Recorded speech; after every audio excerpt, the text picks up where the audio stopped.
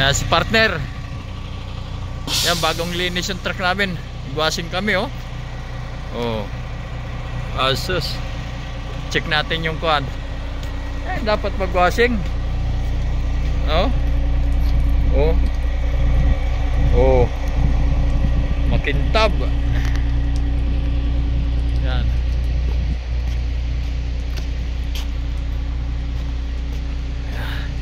Dalawang oras kalahati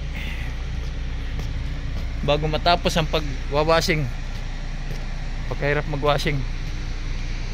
Ano? All good. Malinis na malinis talaga, oh. Ipinasok ko pa sa automatic wash para yung mga ilalim na yan malinisan.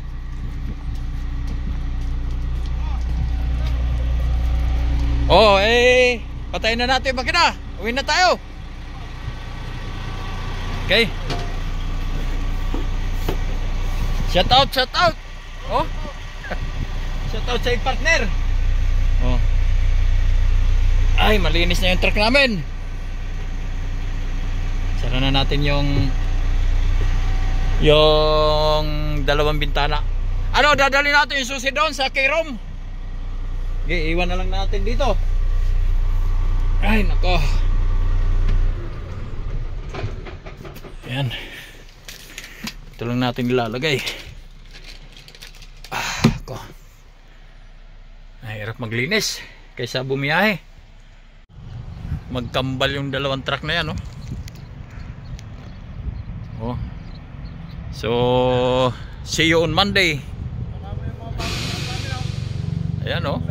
Dalawang magkapatid na truck. Ha? Yan. Yan, oh, mga Scania, wala pang mga bin. Puro mga Scania. Yan yung mga truck ngayon. Araw kasi ngayon ng Sabado, kaya pahinga lahat ng mga truck at saka yung mga driver pahinga. Yan, oh. Punong-puno. Nakahilera. Yun, tapos pa lang kami magwashing. Yun, oh. Dalawang magkapatid. Ayan naman yung mga bagong Scania, oh. Kaganda ng mga Scania, oh.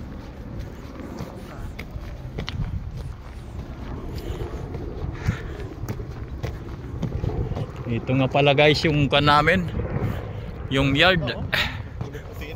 Oy, lalo na to, bubble top, oh. Taas. Hindi ka mag-basketball sa loob niyan. Abay, oo, ah. Yan mga truck na mga nakakatayo sa loob. Pag tumayo ka dyan, talagang mataas ang bubong yan. Ayan, oh, ilang Scania yan kadami. Sa atin yan, kulay blue. Ayun, may kulay blue. Ando nga yung susi, oh. Nakaungot lang, oh, sa blue. Ayun, oh.